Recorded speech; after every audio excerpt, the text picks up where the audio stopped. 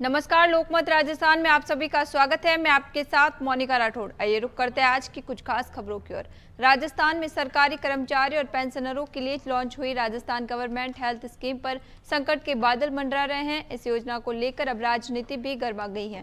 पूर्व मुख्यमंत्री अशोक गहलोत ने खुद इस मुद्दे पर मौजूदा सरकार पर तीखा हमला बोला है। उन्होंने सोशल मीडिया के जरिए अपनी बात रखी और आरोप लगाया कि राज्य में सत्ता बदलते ही इस महत्वपूर्ण योजना में दिक्कतें आने लगी हैं। गहलोत ने हैरानी जताते हुए कहा कि केंद्र में सरकारें बदलती रहती हैं, फिर भी सीजीएचएस योजना बिना किसी बाधा के लगातार चलती रहती है, लेकिन राजस्थान में जैसे ही सत्ता बदली आरजीएचएस योजना में परेशानियां आने लगी। इसका सीधा असर लाखों सरकारी कर्मचारियों, पेंशनरों और उनके परिवार पर पड़ रहा है, जिन्हें इलाज के लिए दर दर भटकना पड़ रहा है। राजस्थान की सियासत में एक बार फिर तबादलों का मुद्दा गर्मा गया है और इस बार निशाने पर शिक्षा विभाग और खुद मुख्यमंत्री हैं। कांग्रेस के प्रदेश अध्यक्ष और पूर्व शिक्षा मंत्री गोविंद सिंह डोटासरा ने गुरुवार दोपहर एक्स पर पोस्ट करते हुए सीधे भाजपा सरकार पर बड़ा हमला बोला है। डोटासरा का आरोप है कि एक तरफ सरकार तबादलों पर बैन का ढोल पीट रही है, वहीं दूसरी ओर शिक्षा विभाग में बैन की आड़ में भ्रष्टाचार का खुला खेल चल रहा है। डोटासरा ने कटाक्ष करते हुए कहा, ऐसा लगता है कि शिक्षा मंत्री मानकर बैठे हैं कि शिक्षा में सुधार का सबसे बड़ा हथियार केवल ट्रांसफर करना है। उन्होंने आरोप लगाया कि जो योग्य शिक्षक प्रमोशन के हकदार हैं वे भटक रहे हैं या रिटायर हो चुके हैं, जबकि बैकडोर से पर्ची कटाने वालों को मनचाही पोस्टिंग दी जा रही है। राजस्थान के विधि और संसदीय कार्य मंत्री जोगाराम पटेल ने पूर्व मुख्यमंत्री अशोक गहलोत के बयान पर तीखी प्रतिक्रिया दी। उन्होंने गहलोत द्वारा जोधपुर में हुई दुखद घटना पर गहलोत के बयान को दुर्भाग्यपूर्ण बताया। पटेल ने कहा कि एक वरिष्ठ जनप्रतिनिधि से इस तरह की ओछी राजनीति की अपेक्षा नहीं की जाती।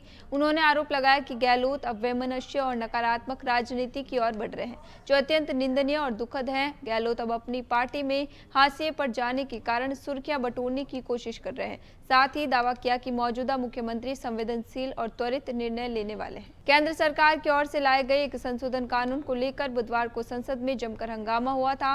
विपक्षी सदस्यों ने बिल की कॉपी फाड़कर गृह मंत्री अमित शाह पर फेंक दी थी। इस संशोधन कानून के जरिए प्रधानमंत्री, मुख्यमंत्री और मंत्रियों को किसी मामले में 30 न्यायिक हिरासत में रखा जाता है तो उन्हें अपने पद से इस्तीफा देना पड़ेगा या स्वतः ही उनका पद मुक्त हो जाएगा। इस मामले को लेकर कांग्रेस सहित अन्य विपक्षी दल सरकार पर हमला बोल रहे हैं। नेता प्रतिपक्ष टीकाराम जूली ने कहा कि ये विपक्ष को दबाने और डराने की साजिश है। जूली ने कहा, आज जिस प्रकार से प्रधानमंत्री के इशारे पर ईडी, सीबीआई, इनकम टैक्स, चुनाव आयोग काम कर रहा है, जो भी केंद्र सरकार के खिलाफ बोलेगा उस पर मुकदमा दर्ज करके 30 दिन जेल में डाल देंगे, जमानत नहीं हो पाएगी और फिर पद से हटा दो।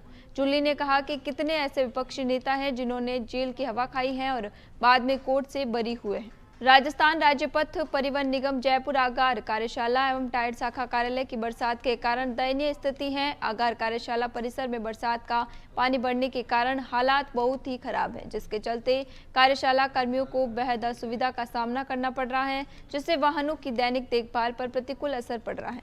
आगार में संचालित टायर शाखा कार्यालय की स्थिति तो इतनी जर्जर है कि दीवारों में पेड़ों की जड़ें आ रही हैं, छत और दीवारों से चूना प्लास्टर बरसात के कारण गिर रहा है। ऐसी परिस्थिति में कर्मचारी कार्य करने पर मजबूर हैं। उक्त परिस्थितियों के बारे में संबंधित उच्च अधिकारियों को कई बार अवगत कराया गया, लेकिन आज तक कोई कार्रवाई नहीं हुई।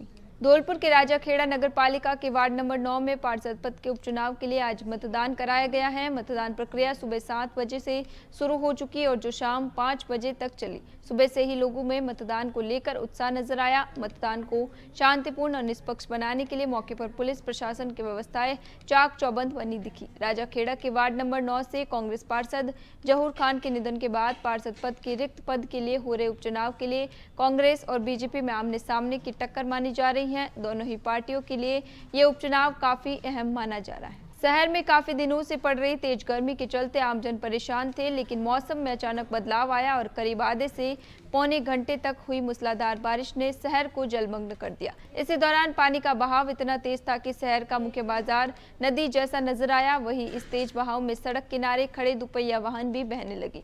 हालांकि वहां मौजूद लोगों ने साहस दिखाते हुए वाहनों को पकड़ा और सुरक्षित स्थान पर खड़ा किया। वहीं इस बारिश के कारण पड़ रही तेज गर्मी से आमजन को राहत मिली है। जयपुर में मोती डूंगरी गणेश मंदिर में आज भगवान का पंचामृत से अभिषेक किया गया। 351 महिलाएं कलश यात्रा लेकर पहुंची, जिसके जल से भगवान श्री गणेश का अभिषेक हुआ। भक्तों को रक्षा सूत्र और हल्दी प्रसाद बांटा गया। भगवान का ध्वज पूजन भी किया गया। मंदिर के शिखर पर नवीन झंडे धारण करवाए गए।